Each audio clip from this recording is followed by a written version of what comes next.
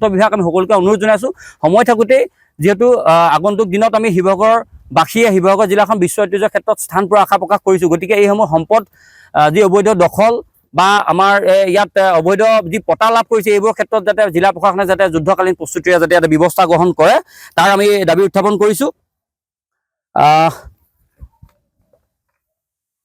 যমুনা তলাতল ঘৰ, ৰংঘৰ, গড়গাঁৱৰ কাৰেংঘৰ আৰু আমাৰ যি আমাৰ ইয়াৰ দাঁতিকাষৰীয়া অঞ্চলসমূহ আছে এই অঞ্চলসমূহৰ দাঁতিকাষত নতুনকৈ আমি দেখিবলৈ পাইছোঁ কিছুসংখ্যক বিল্ডিং বনাইছে বা নতুন মানুহে কাম গৃহ নিৰ্মাণ কৰিছে। গতিকে এইসমূহ আচলতে নতুনকৈ হ'লেও কাম কৰিবৰ কাৰণে আচলতে NOC কোনে প্ৰদান কৰিছে সেই তাৰ আমি এটা প্ৰশ্ন উত্থাপন কৰিছোঁ। গতিকে আগন্তুক দিনত যাতে আমি এটা এসপ্তাহৰ সময়সীমা আমি বান্ধি দিছোঁ। এই এসপ্তাহৰ ভিতৰত যাতে জিলা প্ৰশাসনে ঐতিহাসিক বিশেষকৈ যমুনা ৰংঘৰৰ কৃত্ৰিম বানপানী সমস্যা আৰু এই ঐতিহাসিক সমলৰ দাঁতিকাষৰীয়া যিবোৰ পটা পোৱা লোক আছে এইসকলৰ ওপৰত যাতে এটা বিহিত ব্যৱস্থা গ্ৰহণ কৰে আমি তাৰ দাবী উত্থাপন কৰিছোঁ। আচলতে আমি দেখিবলৈ পাইছোঁ সৰগুৰি দৌল, ফাকুৱা দৌল প্ৰমুখ্যে আৰু কিছুসংখ্যক দৌল আছে যিবোৰ দৌল আচলতে পুৰাতত্ব বিভাগে তেওঁলোকে আচলতে যি ধৰণে সংৰক্ষণৰ সভাৱৰ্ধন কৰিব লাগে এই সংৰক্ষণৰ সভাৱৰ্ধন কৰাৰ পৰা তেওঁলোক বিৰত আছে। গতিকে আমি দেখিছোঁ যে সৰগুৰি দৌল এটা ঐতিহাসিক দৌল হয়। এই সৰগুৰি দৌলৰ বিভিন্ন সময়ত পৰ্যটকসকলে ভিৰ কৰে। গতিকে সৰগুৰি দৌলৰ আমি দেখিবলৈ পাইছোঁ ওপৰৰ যিটো ছাদৰ যি এটা সমস্যা আছে ইটা খহি খহি আচলতে ছাদখন শেষ হোৱাৰ উপক্ৰম হৈছে। গতিকে সময় থাকোঁতে এই সৰগুৰি দৌলৰো যাতে এটা তৎকালীনভাৱে যে তেওঁলোকে এটা সংৰক্ষণ কৰাৰ ক্ষেত্ৰত এটা ব্যৱস্থা গ্ৰহণ কৰে তাৰ আমি পুৰাতত্ব বিভাগলৈ আমি অনুৰোধ জনাইছোঁ। যি আচলতে গৌৰীবল্লভ দেৱালয়ৰ কথা নিশ্চয়কৈ কৈছে আৰু এই আমি দেখিবলৈ পাইছোঁ যে এই দৌলসমূহ আচলতে কিছুসংখ্যক দৌল আচলতে থকা জেগাখনে আচলতে আছেগৈ। তাত বাউণ্ডেৰী ৱাল বা কিছুসংখ্যক জেগাত আমি দেখি পাইছোঁ তাৰ ঘৰৰ একেবাৰে আমাৰ ঐতিহাসিক মনুমেণ্টছৰ একেবাৰে লগতে ঘৰ মানুহে নিৰ্মাণ কৰিছে। গতিকে আমি ভাবিছোঁ যে এই ক্ষেত্ৰত পুৰাতত্ব বিভাগ নিশ্চয়কৈ জ্ঞাত নোহোৱাকৈ নাথাকে। গতিকে যিসকল বিষয়ববীয়াৰ আচলতে নিৰ্দেশত বা যিসকল বিষয়ববীয়াৰ বা ইয়াত আশীৰ্বাদ পুষ্ট হৈ আচলতে সেইসকল লোকে আচলতে ইয়াত পটা লাভ কৰিছে বা তাত ঘৰ নিৰ্মাণ কৰিছে তেওঁলোকৰ ওপৰত এটা বিহিত ব্যৱস্থা হওক তাৰ আমি দাবী উত্থাপন কৰিছোঁ। আৰু বিশেষকৈ এটা কথা আপোনালোকে কৈছে যে ইয়াত কিছুসংখ্যক লোকে আচলতে তামৰ ফলিৰ পটাৰ আচলতে ৰজাৰ দিনে দি থৈ যোৱাৰ কথা দোহাই দি আচলতে ঐতিহাসিক সম্পদসমূহ বেদখল কৰি ৰাখিছে। গতিকে এই ক্ষেত্ৰত পুৰাতত্ব বিভাগৰ যিবোৰ আইন আছে আইনৰ প্ৰক্ৰিয়াৰ মাজত থাকি যাতে তাৰ ওপৰত যাতে পুৰাতত্ব বিভাগে যাতে বিহিত ব্যৱস্থা লয় আৰু এই ক্ষেত্ৰত যাতে জিলা প্ৰশাসনে যাতে সহযোগিতা আগবঢ়ায় আমি তাৰ আশা প্ৰকাশ কৰিছোঁ। নিশ্চয়কৈ এইবাৰ আমি টাইম ছাত্ৰ সন্থাৰ শিৱসাগৰ জিলা সমিতিয়ে আমি আপোনালোকক কৈছোঁ যে ঐতিহাসিক যিহেতু এই সম্পদৰাজি আছে এই ঐতিহাসিক সম্পদৰাজি হৈছে অসমীয়াৰ ভৱিষ্যত দিনৰ আয়ুস ৰেখা। গতিকে সম্পদৰাজি নিশ্চয়কৈ আমি সংৰক্ষণ সভাৱৰ্ধন আৰু বেদখল মুক্তৰ কাৰণে আমি টাইম ছাত্ৰ সন্থাৰ শিৱসাগৰ জিলা সমিতিয়ে এইবাৰ কোনো কাৰণতে পিছ হুমুকি নাহোঁ এই কথাটো আপোনালোকক আমি সংবাদ মাধ্যমৰ জৰিয়তে জনাইছোঁ। ৰংঘৰটোৰ আচলতে প্ৰকল্প হৈছে ঠিক আছে আমি আদৰণি জনাইছোঁ কিন্তু ইয়াৰ সমান্তৰালকৈ ৰংঘৰ প্ৰকল্পই আচলতে যাতে ৰংঘৰৰ যিটো প্ৰকৃত সৌন্দৰ্য বা ঐতিহ্য ৰংঘৰৰ প্ৰতি যাতে ভাবুকি নাহে তাৰ কথাও আমি লক্ষ্য ৰাখিব লাগিব। যিহেতু ৰংঘৰৰ পিছফালে আচলতে যিটো এটা জান আছিল ঐতিহাসিক যি জান আছিল এই জানেদি পানী ওলাই গৈ আচলতে নামদাঙত পৰিছিল। নামদাঙৰ পৰা এই পানী গৈ দিখৌত পৰিছিল যিটো এটা ঐতিহাসিক স্বৰ্গদেউৰ দিনত এটা দূৰদৰ্শী চিন্তা চৰ্চাৰে আচলতে এই জানসমূহ খনা হৈছিল আৰু এই জানে পানী আচলতে ওলাই গুচি গৈছিল। কিন্তু পৰৱৰ্তী সময়ত আমি দেখিবলৈ পালোঁ এই জানসমূহ অবৈধ দখল আৰু পুতি পেলোৱাৰ ফলত আচলতে ইয়াত পানীবোৰ আচলতে উভতি আহে।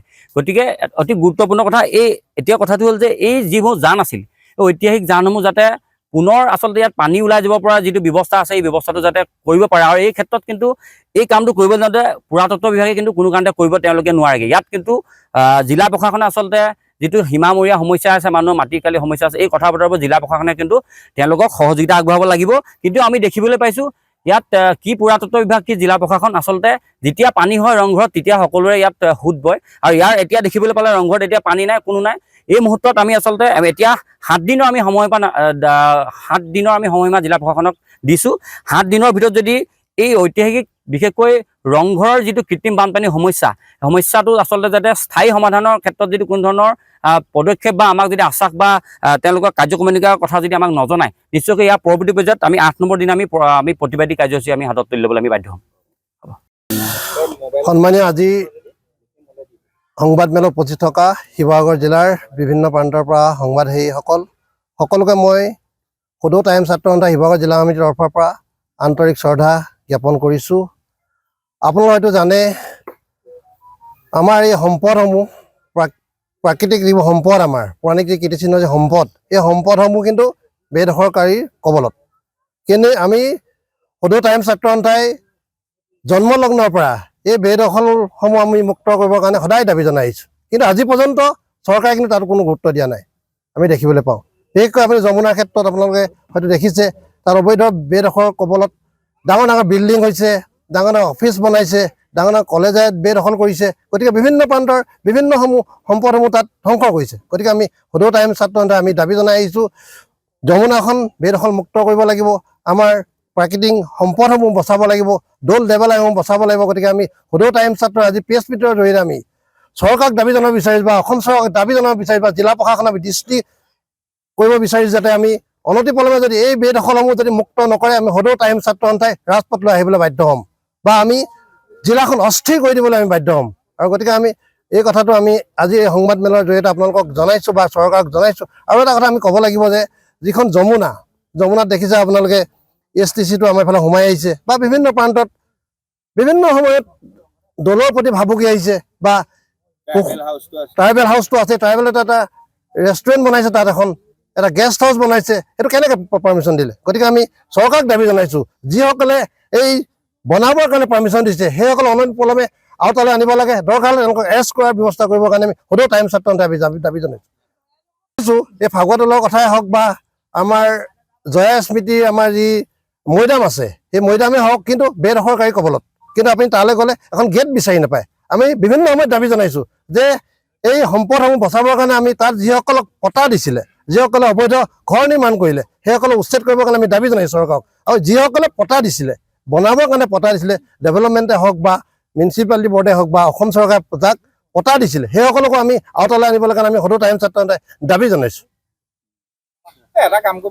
যিকোনো খবৰৰ বাবে যোগাযোগ কৰক 7099017330 লগতে 7099017110 নম্বৰত।